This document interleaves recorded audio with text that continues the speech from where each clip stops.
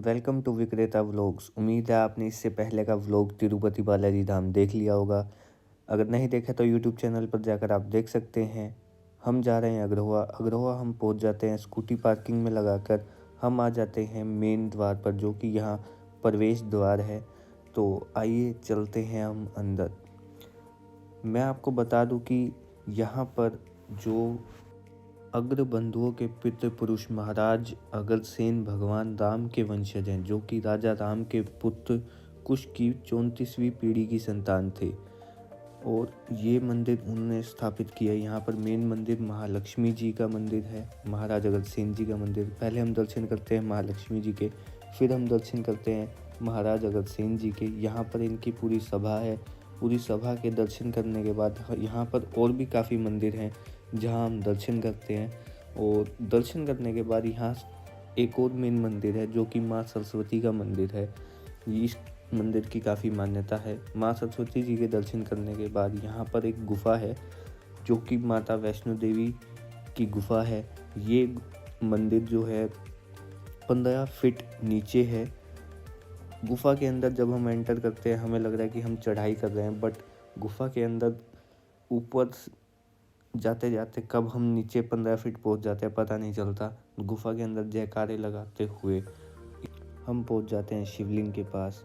पहले हम शिवलिंग के दर्शन करते हैं, उसके बाद यहाँ पर गुफा के अंदर तिरुपति बालाजी का मंदिर है। तिरुपति बालाजी के दर्शन करने के बाद यहाँ पर शेरमुखा गुफा है जो कि काफ़ी फेमस है। शेरमुखा गुफा से होते हुए हम पहुँच जाते हैं लकड़ी के पुल पर। लकड़ी का पुल क्रॉस करने के बाद हम आ जाते हैं बाहर आते हैं तो यहाँ से माता वैष्णो देवी मंदिर के लिए दूसरी गुफा स्टार्ट होती है। माता वैष्णो देवी मंदिर की गुफा के लिए इसमें हम नीचे जाते हैं। और यहाँ पर आप जब भी आएँ आप यहाँ मंदिर में दर्शन कर सकते हैं।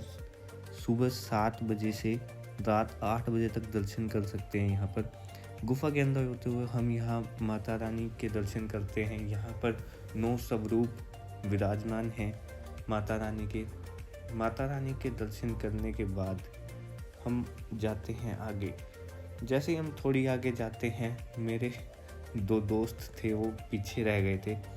यहाँ हम नीचे बैठकर उनका वेट करते हैं।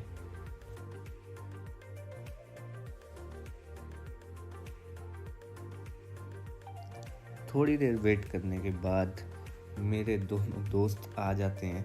फिर हम चलते हैं आगे गुफा के अंदर। थोड़ी सी अंदर गुफा में जाने के बाद हमें माता रानी के दर्शन होते हैं। ये माता रानी के स्वरूप हैं माता वैष्णो देवी। माता वैष्णो देवी के दर्शन करने के बाद हम गुफा से बाहर आते हुए एक और लकड़ी के पुल को क्रॉस करते हैं। यहाँ पर बहुत अच्छे तरीके से मेंटेन किया गया है इस गुफा को। लकड़ी का पुल क्रॉस करने के बाद लास्ट में हम दर्शन करते हैं भैरव जी के, क्योंकि भैरव जी के दर्शन के बिना माता वैष्णो देवी यात्रा सफल नहीं होती। फिर हम आते हैं बाहर यहाँ पर कृष्ण जी और अर्जुन जी का रथ है। फिर थोड़ी फ़ोटोग्राफ लेते हैं। फ़ोटोग्राफ लेने के बाद हम आ जाते हैं बाहर हम डिसाइड करते हैं कि यहाँ पर एक रामेश्वर धाम है जहाँ पर 12 ज्योतिर्लिंग के दर्शन होते हैं। तो आइए चलते हैं।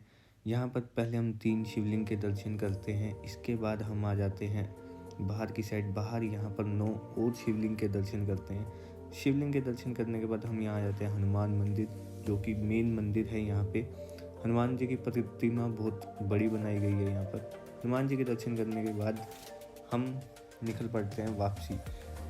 अपने व्हीकल्स पर बैठकर अग्रोहा से टाटा बाय बाय करते हुए दर्शन करने के बाद हम यहाँ बीच में डिसाइड करते हैं कि इन भाई साहब को परांठे खाने हैं और किसी ढाबे पर रुकेंगे, बट देखते हैं कैसा रहता है।